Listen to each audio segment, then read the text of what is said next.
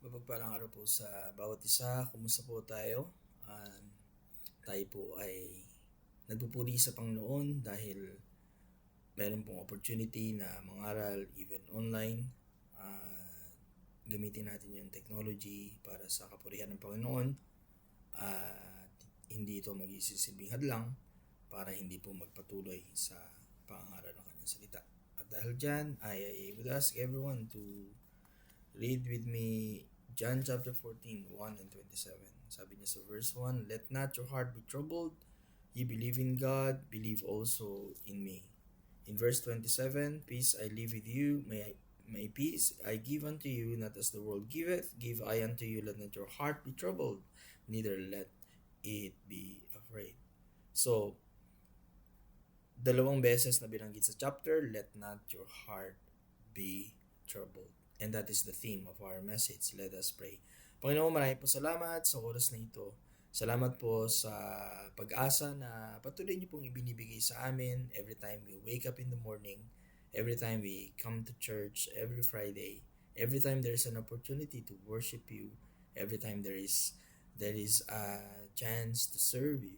Salamat po Lord dahil ang inyong kalooban ang siyang nananaig sa aming buhay. You are in control in every circumstance in life, under any given situation. Nandyan kayo, not leaving us nor forsaking us. And sa oras pong ito, in a world of uncertainty, in a world of unrest, in a world of worries and anxieties, na marami pong mga affairs in this world na nagsisilbing abala ang bawat isa to worry and to be anxious about. Dalayan ko Lord na makatulong po yung mensaheng i-deliver sa araw na ito. At dalayan ko na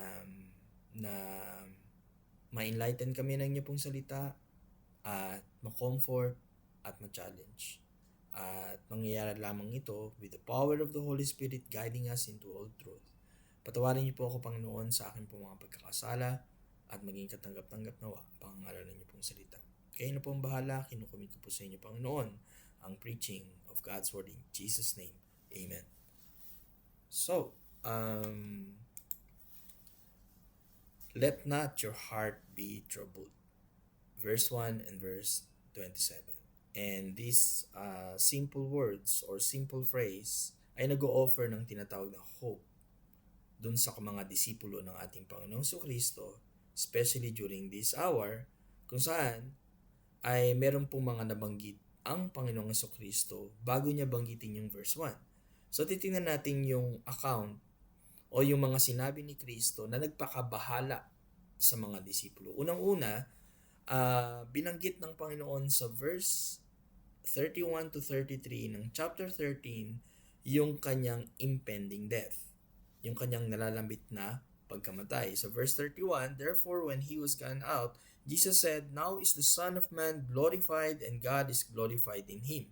If God be glorified in him, God shall also glorify him in himself, and shall straightway glorify him. Little children, yet a little while I am with you. Ye shall seek me, and as I said unto the Jews, Whither I go, ye cannot come. So now I say to you." So yan yung hindi ito prediction. Alam ng Panginoon ang mangyayari sa kanya. Nadadakipin siya, ipaprosecute siya, at i-crucify siya sa krus ng Kalbaryo. So sa palagay mo, hindi ba ikababahala ng disipulo yung sinabi ng Panginoon? After 3 years, iiwanan lang pala tayo ng ating Panginoong Jesus? Paano na tayo? So may mga questions. May grief and questions. They've been burdened with heavy sorrow, burdened with grief, burdened with heavy questions. So, ano pa? Bukod doon, sa impending death, mangyayari yung kanyang pagdakip dahil merong magkakanulo sa kanya. May magbibitray sa kanya into the hands of the enemy. So verse 21, sabi niya, sa chapter 13 verse 21, "When Jesus had thus said, he was troubled in spirit and testified and said, Verily, verily, I say unto you that one of you shall betray me." Yun ay si Judas Iscariot. Bukod doon, sinabi rin niya kay Simon Peter Simon Peter has just been notified that he would deny Jesus 3 times before the morning comes. So their hearts were heavy with sorrow dahil dito sa mga declaration ng ating Panginoon sa buhay nila. But even in this hour of greatest trial sa ating Panginoon, dun sa kanyang impending prosecution and death, nagawa pa ng Panginoong Hesus na magbigay ng comfort and encouragement sa kanila.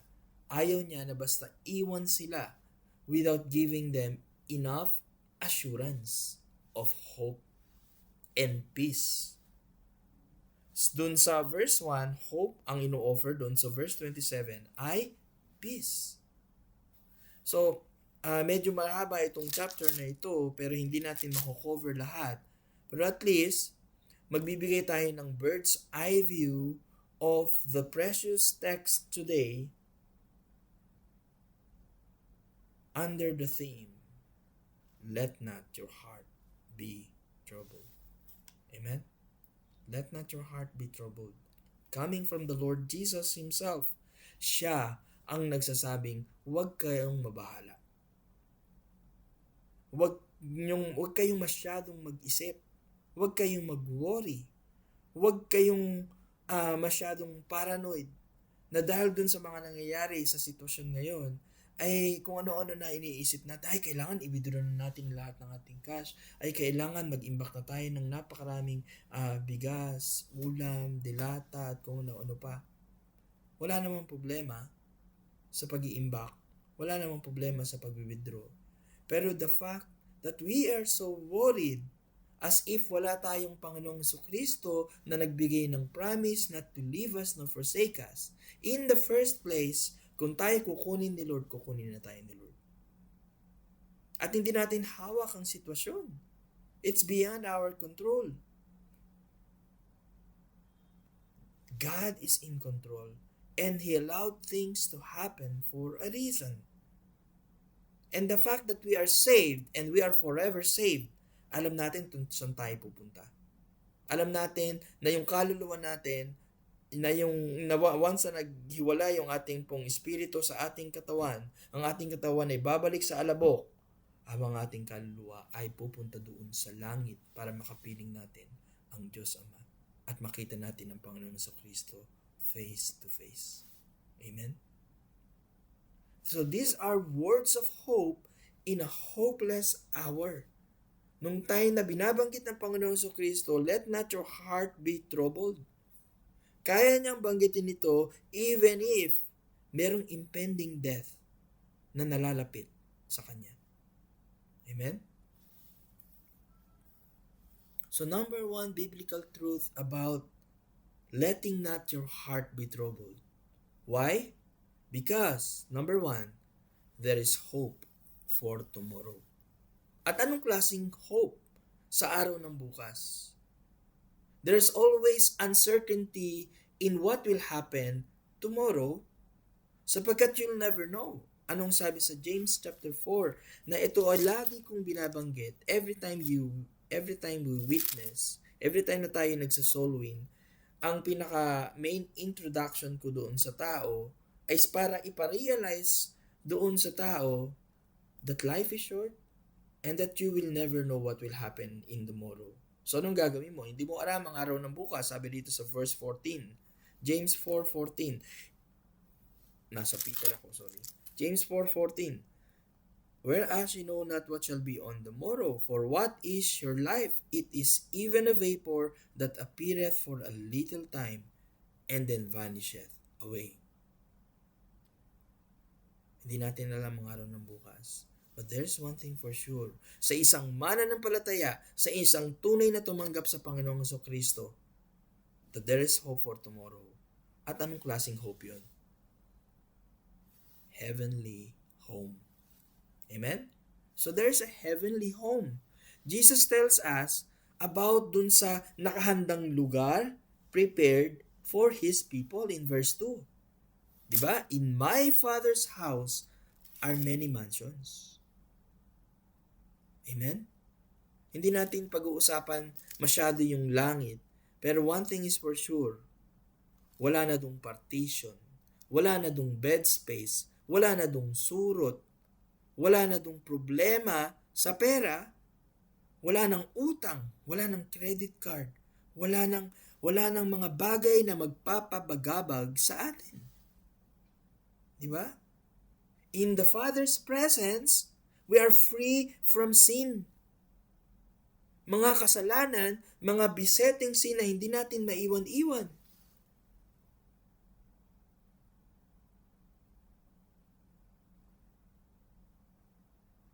Wala nang sorrow.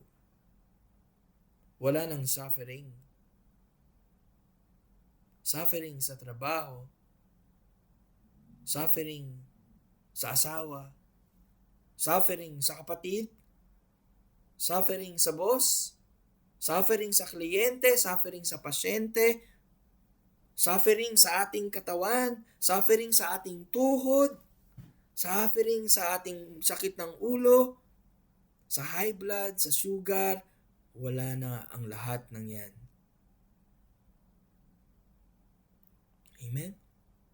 So there is hope for tomorrow. Kaya kung tayo kukunin ni Lord, that is the happiest day ng buhay natin sapagkat wala na ang lahat ng yan. Kung nag-worry tayo sa mga maiiwan natin, bahala si Lord sa kanila. Kung itinakda na tayo na mamatay, tayo'y mamamatay. At kung tinakda na tayo na pumunta ng langit, salamat sa Panginoon. Diba? At minsan, pag tayo may problema, minsan iniisip natin, Lord, kunin niyo na lang ako.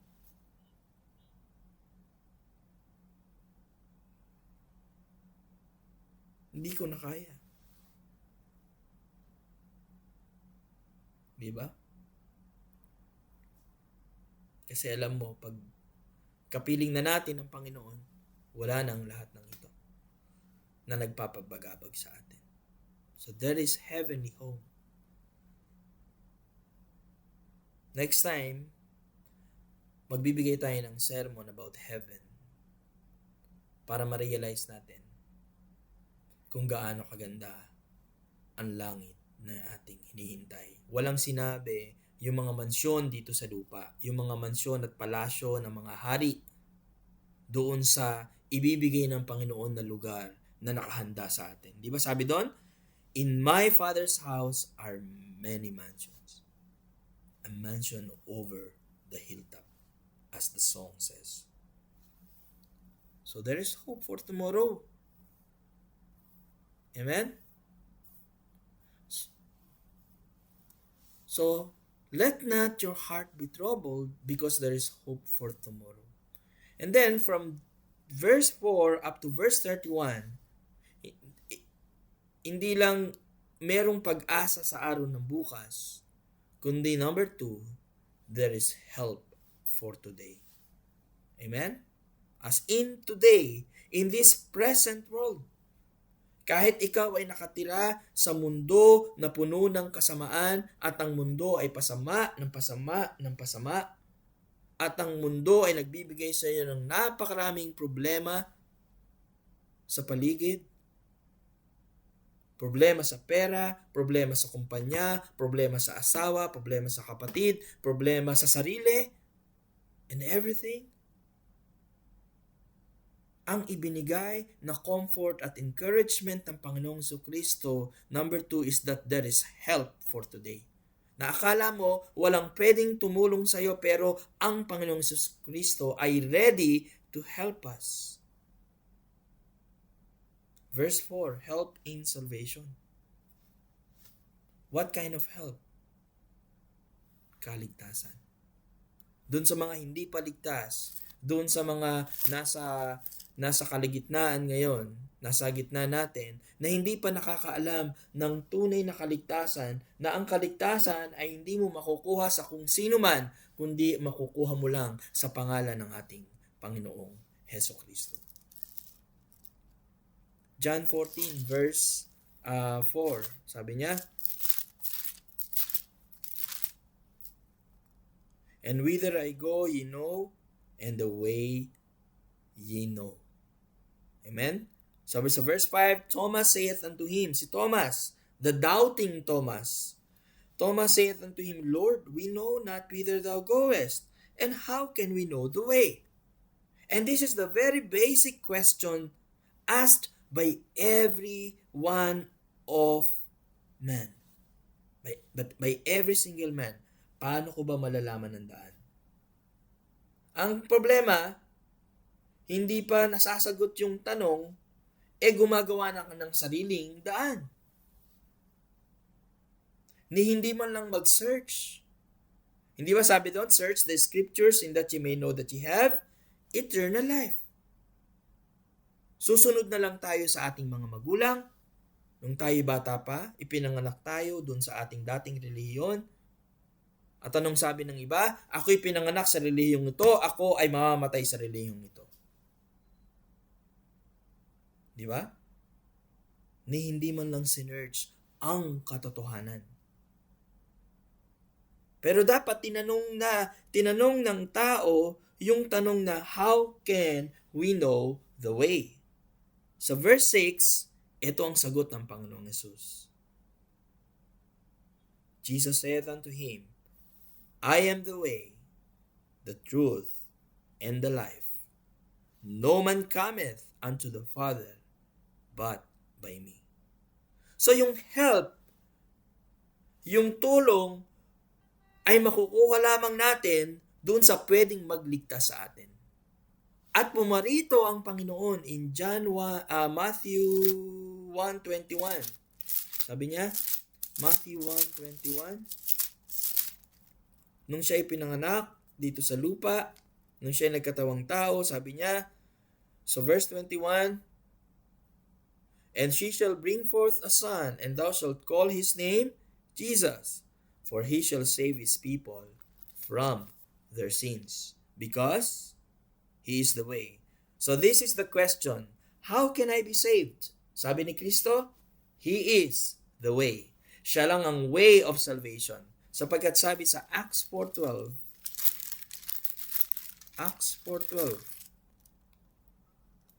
neither is there salvation in any other, for there is none other name under heaven given among men whereby we must be saved. Yung mga founder ng iba't ibang klaseng relihiyon ay hindi pwedeng magligtas sa tao. Walang ibang pangalan daw na ibinigay sa sulok ng langit na sukat na ikaligtas ng tao. So how can I be saved? Sabi ni Kristo, he is the way. So ano pa yung sumunod na tanong? How can I be sure? Paano ako nakakasiguro? Anong sabi ni Kristo? He is the truth. Amen? At kung yung truth na sinasabi mo ay taliwas sa sinasabi ni Kristo, that is not the truth. At ang katotohanan ay ito lang. And the truth is absolute. There is no other way. So if for you to be sure of your salvation, let us put our trust to the number one truth, to the real truth, to the genuine truth, to the only absolute truth, and that is Jesus Christ. How can I be saved? He is the way. How can I be sure He is the truth? And number 3, how can I be satisfied? How can I be satisfied? Paano ko masasatisfy? Paano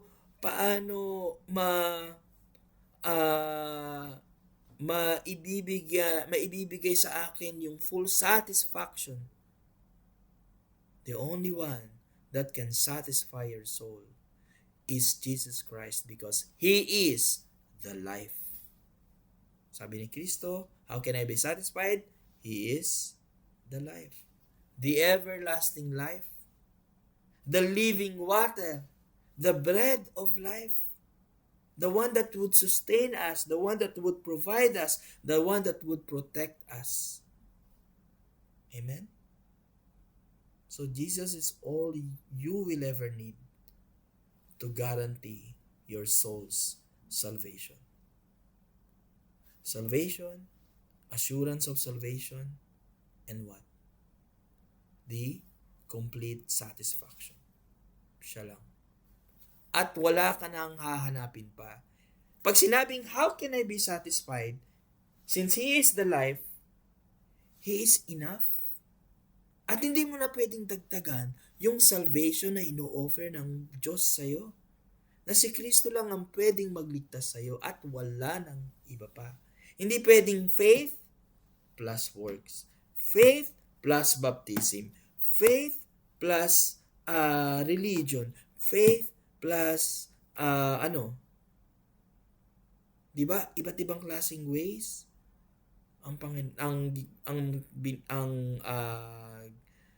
hinahanap o ginagawa ng tao para makarating sa langit. Pero hindi nila alam yung sinasabi ng Bible as the way of salvation. So there's help for today. And what kind of help? Help in salvation. And another kind of help. Help for service. Sabi niya sa John chapter 14, 12 to 14.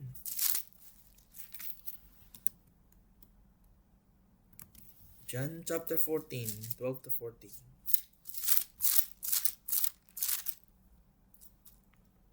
Verily, verily, I say unto you, he that believeth on me, the works that I do shall he do also, and greater works than these shall he do, because I go unto my Father. And whatsoever ye shall ask in my name, that will I do, that the Father may glorified in the Son. If ye shall ask anything in my name, I will do it. There is a help for service na habang tayo naglilingkod sa Panginoon, siya ang sasagot sa ating panalangin. At ano ba ang panalangin natin habang tayo naglilingkod sa Kanya? Panalangin na tayo ay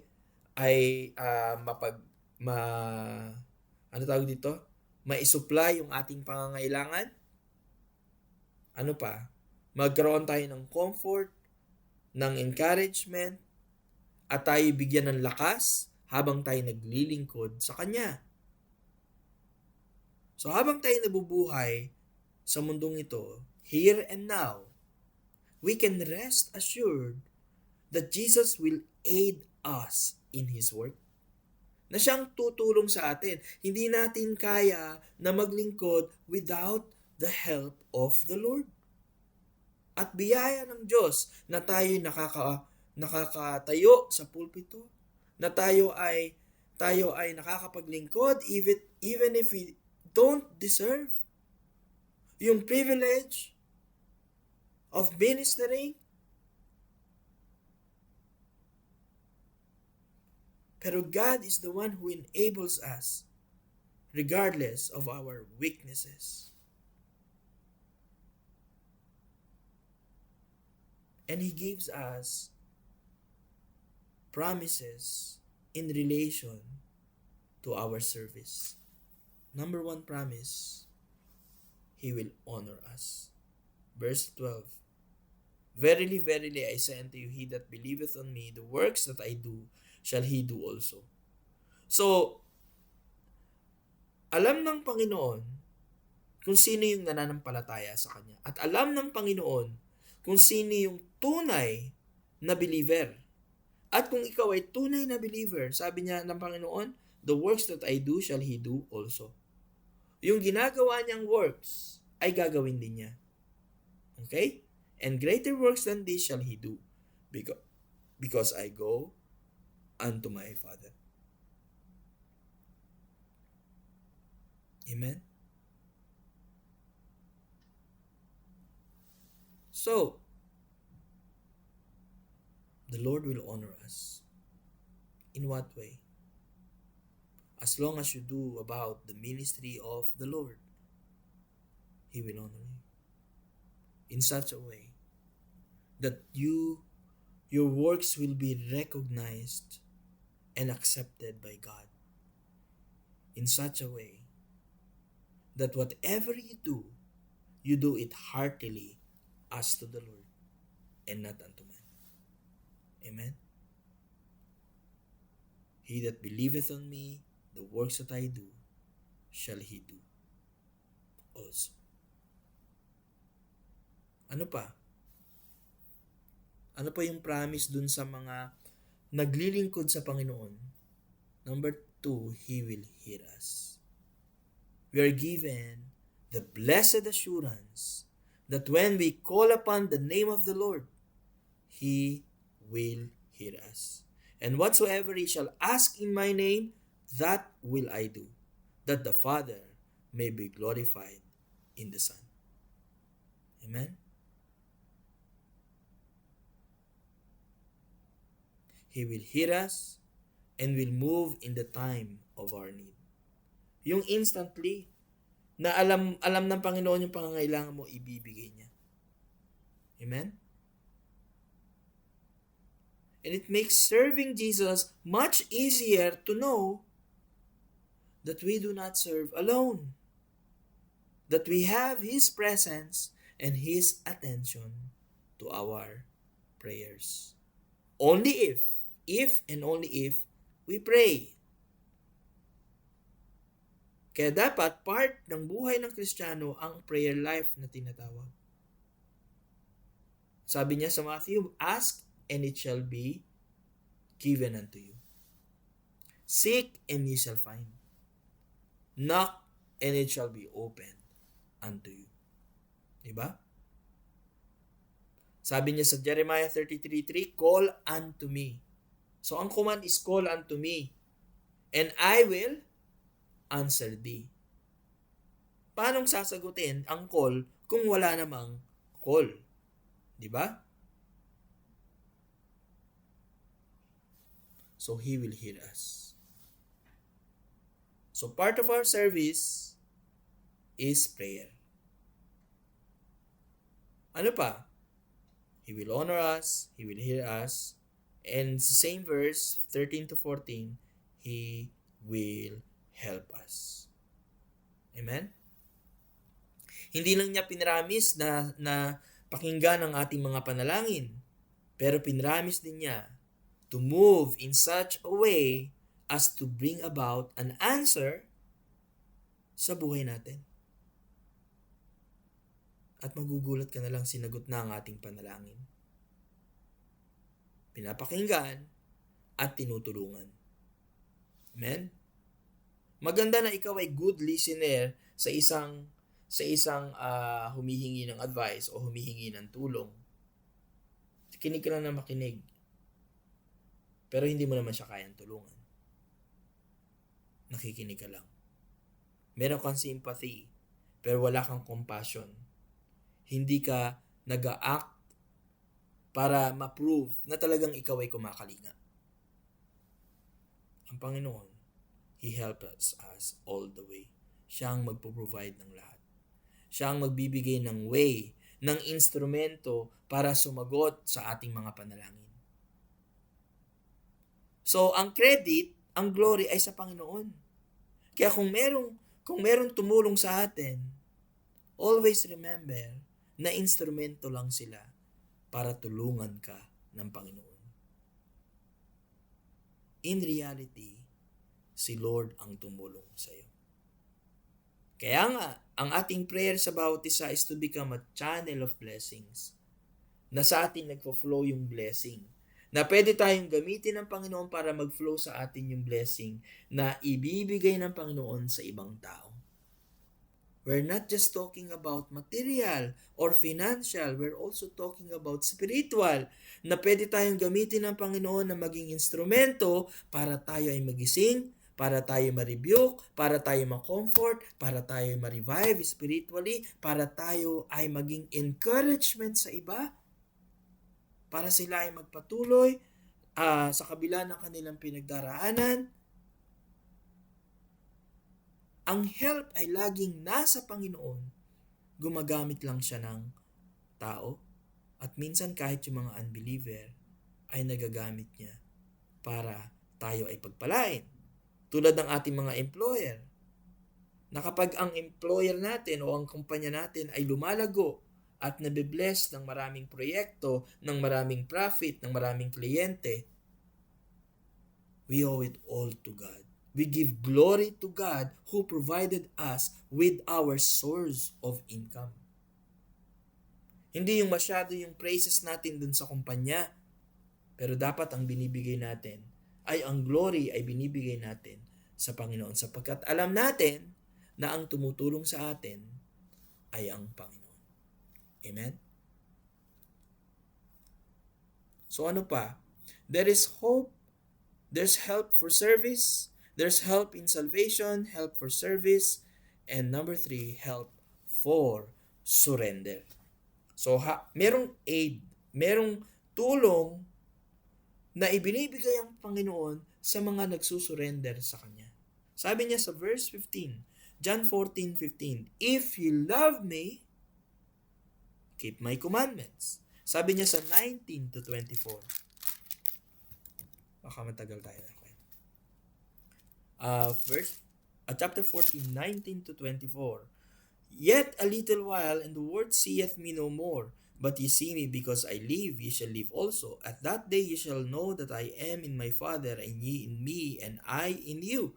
He that hath my commandments, and keepeth them, he it is that loveth me, and he that loveth me shall be loved of my Father, and I will love him, and will manifest myself to him."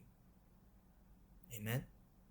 Judas saith unto him, not Iscariot, "Lord, how is it that thou wilt manifest thyself unto us, and not unto the world?"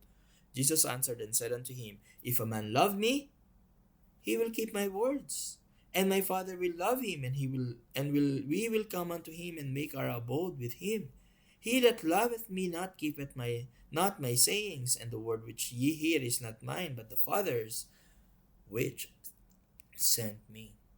So in these verses, sabi ng Panginoon, He speaks about yung area of our surrender, of our submission to the authority of the Lord. So He declares that our surrender to our Lord should be based in what? Should be based in love.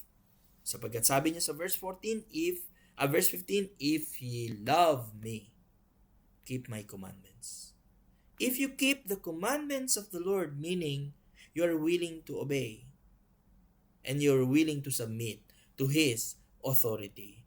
Kasi ito yung sabi ng Panginoon, ito yung gagawin ko. Ito yung sabi ng Panginoon na wag kong gawin, so hindi ko gagawin. So merong surrendered heart and desire, na hindi yung desire ang masusunod mo, kundi ang desire ng Panginoon. So since it should be based in love,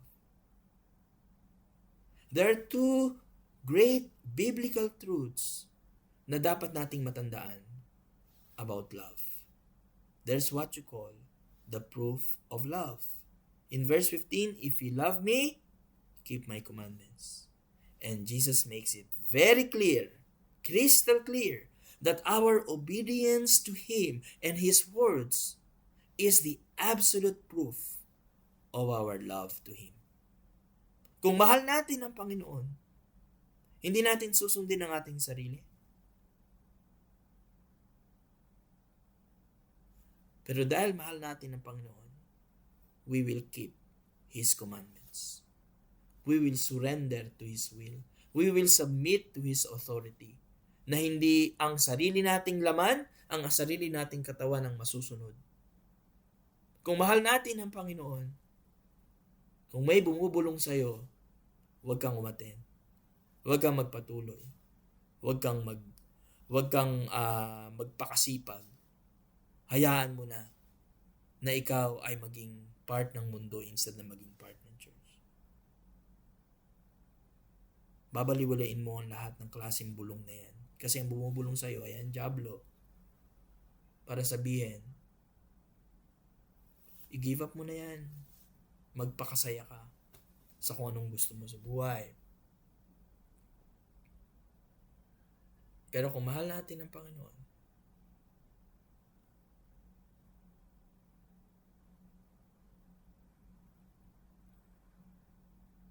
tayo ay magpapatuloy. Amen?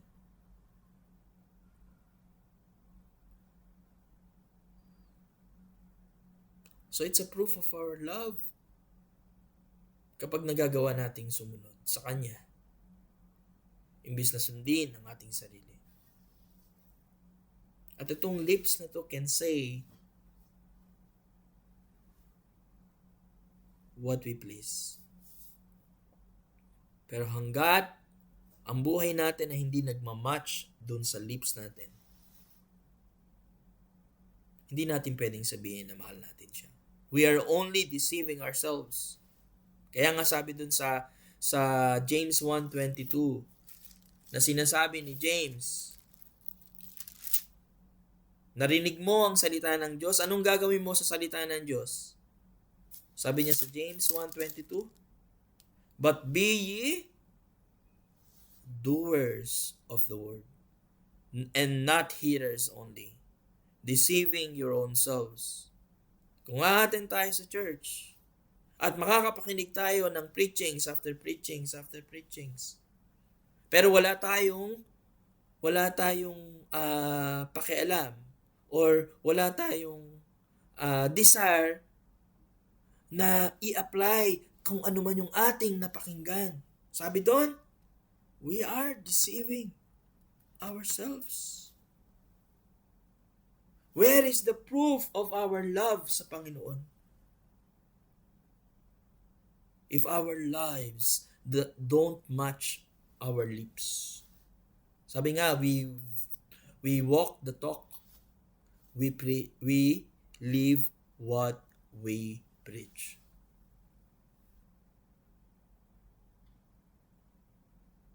So, ang mangyayari dyan, yun yung tinatawag na hypocritical preaching. Na mismong preacher, mismong pastor, ay hindi magawang ipamuhay yung kanyang pinapangaral. Nasaan yung proof of love? Ano pa? There is the promise of love. The promise to those who are obedient to the Lord Jesus and His will for their lives is that He and the Father will manifest themselves to them. Amen?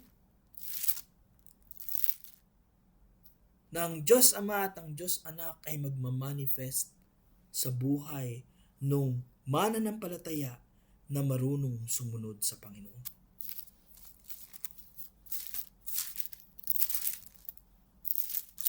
Sabi niya sa verse 21, he that hath my commandments and keepeth them, he it is that loveth me, and he that loveth me shall be loved of my Father, and I will love him and will manifest myself to him. So kung mahal natin ang Diyos, kung mahal natin ang Diyos Ama at ang Diyos Anak, kung mahal natin ang Panginoon, di ba, pag mahal mo, siya ang lagi mong piniplease. You'll do everything you can to please Him.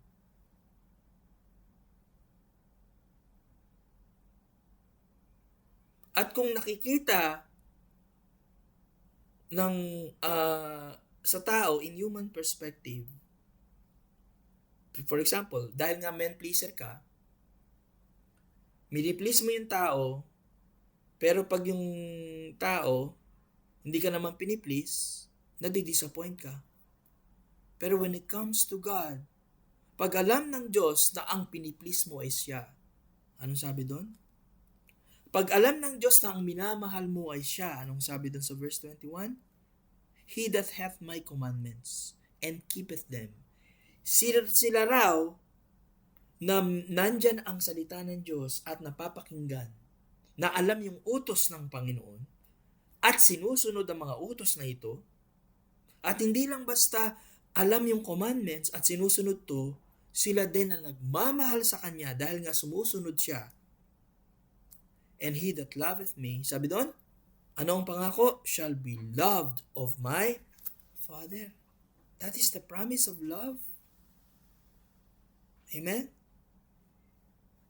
And I will love him and will manifest myself to him.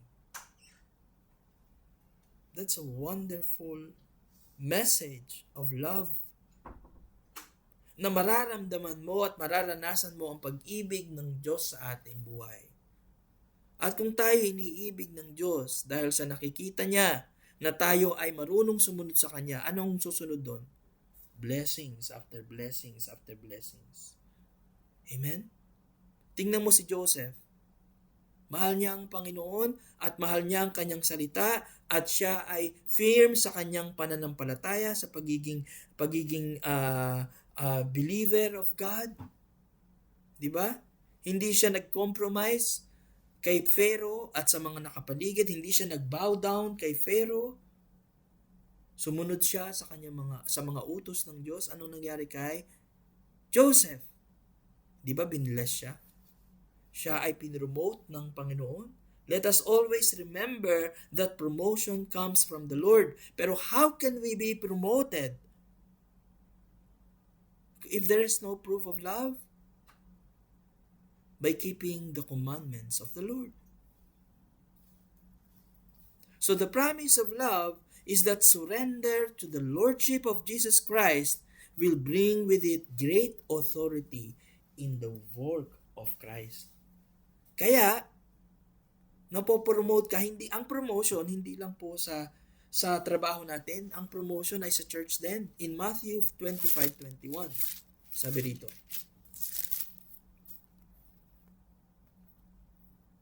His Lord said unto him, Well done, thou good and faithful servant. Thou hast been faithful over a few things.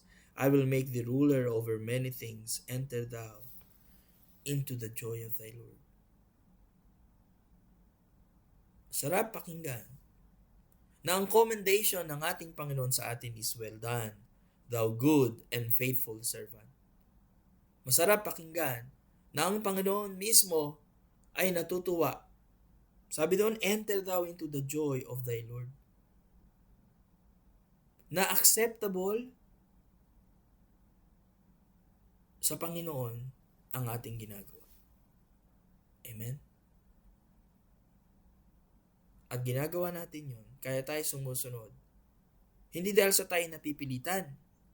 Kasi kung sumusunod ka, dahil sa pinilit ka lang ng pastor, for example, sumusunod ka dahil sa wala kang magawa o wala kang choice, sumusunod ka dahil sa nakikigaya ka lang sa mga kapatid, sa asawa, sa kapatid, sa kaibigan,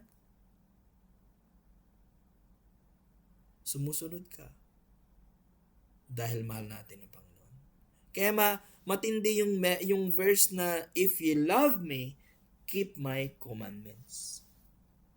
There is the proof of love and there is the promise of love by the Father.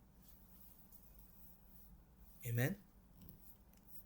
So anong klaseng help ang makukuha natin sa Panginoon? Help in salvation, help for service. Amen? Help for surrender. Masusurrender lang natin ang ating buhay sa Panginoon kung, ano yun tawag doon?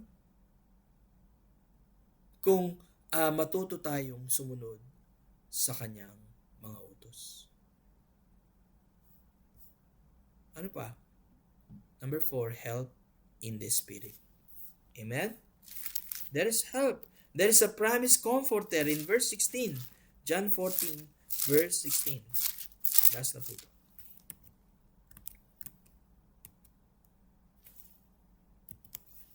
John 14:16, sabi niya, And I will pray the Father, and He shall give you another Comforter, that He may abide with you forever. Verse 17, Even the Spirit of truth, whom the world cannot receive, because it seeth Him not, neither knoweth Him, but ye know Him, for He dwelleth with you, and shall be in you. Okay? Verse 18, I will not leave you comfortless. I will come to you. What a promise.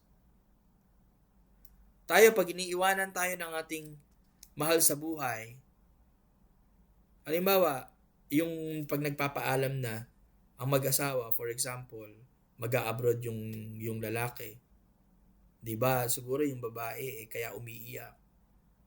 Kasi hihiwalayan, sorry.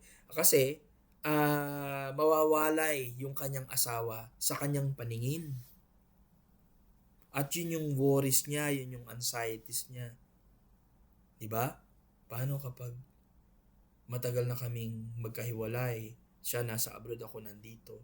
Yes, nagpo-provide siya ng aming mga needs. Pero what if yung asawa ko ay makahanap ng iba? What if yung asawa ko ay mahulog sa iba? Di ba? Ganyan yung worry. Yun nga magkasama nga may worry ka na Lalo na yung magkahiwalay pa kayo. Di ba? Pero ano ang pangako ni Kristo? I will not leave you comfortless. Amen? That is the promise of the Lord.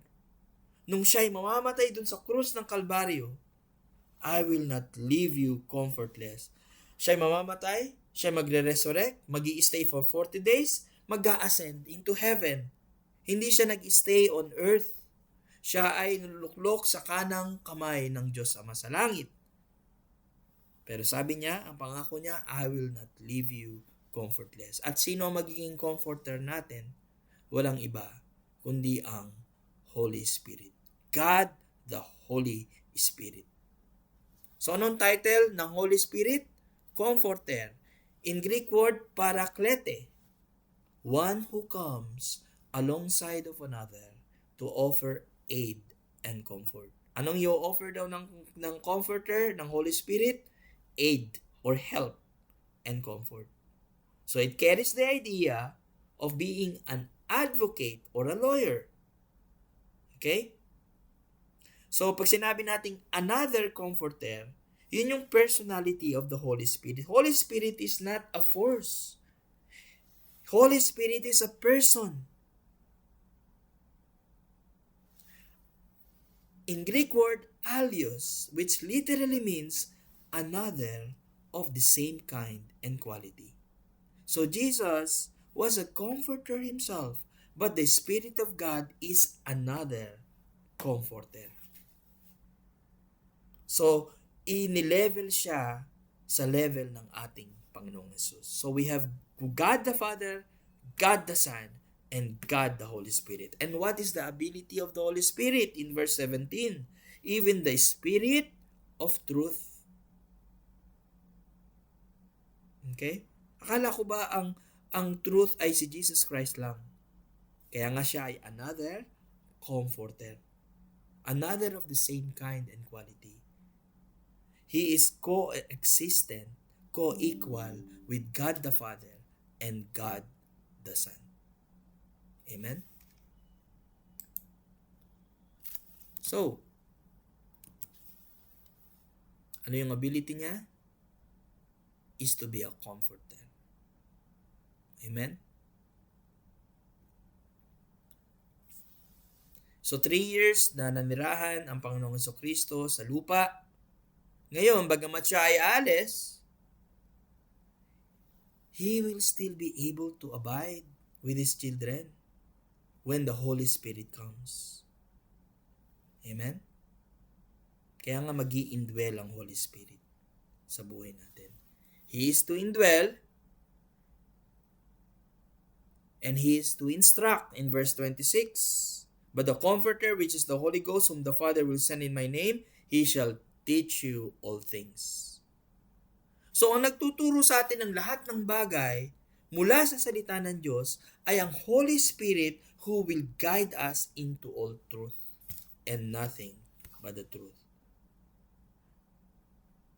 So, ginagamit lang ang preacher o pastor sa pangangaral, pero nagsasalita ang Panginoon. Kaya tayo nasasaktan. Kaya tayo ay nare-rebuke. Kasi yun naman ang purpose of preaching the Word of God. Hindi ka pwedeng mag-preach ng lahat prosperity gospel na hindi mo ipipreach yung kasalanan, for example. We are to be instructed, to be rebuked, and to be reproved by the Holy Spirit in us. But not only that, that is to inspire us as well. Verse 26, sabi niya, He shall teach you all things and bring all things to your remembrance, whatsoever I have said unto you.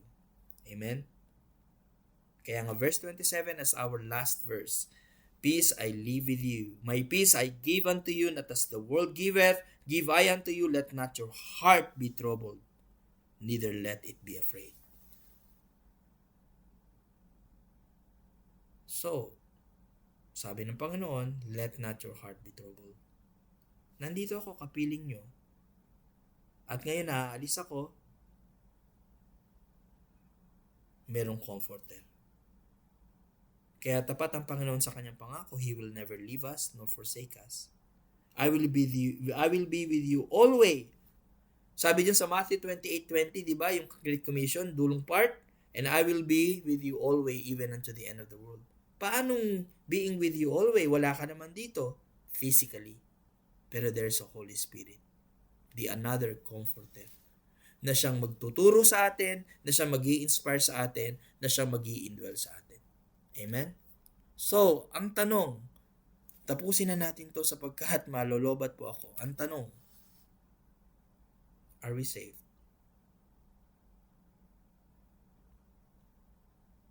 The next question is, if we are saved, are you troubled? Especially in the situation that we are facing right now, na hindi mo alam kung ito ba'y matutuloy sa World War III. You'll never know. But one thing is for sure, there is help in the Lord. Amen? There is help in salvation. There's help for service. There's help for surrender. And there's help in the Spirit. Kanino ka pahihingi ng tulong? Sa bangko? Hingi ka ng tulong kay Tulfo? Kay Ernie Baron? Kanino pa? Sa mga hula? Ang Panginoon lang ang magbibigay ng tunay na tulong na kailangan natin. Ma-material man yan, ma-financial man yan, ma-emotional man yan, ma-spiritual man yan.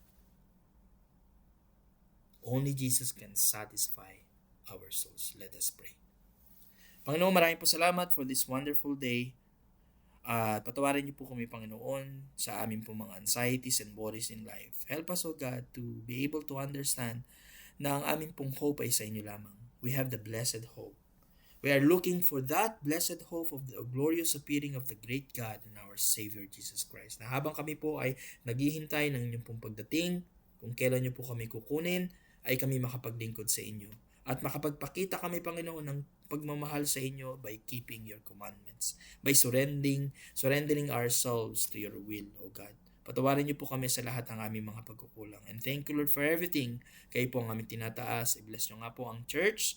Bless niyo nga po ang bawat isa. At tulungan niyo po kami, Panginoon, na lumago sa aming pananampalataya. Sapagkat ito po aming samot panalangin. Sa pangalan ni Jesus. Amen. Amen. Maraming po salamat sa bawat isa. God bless everyone.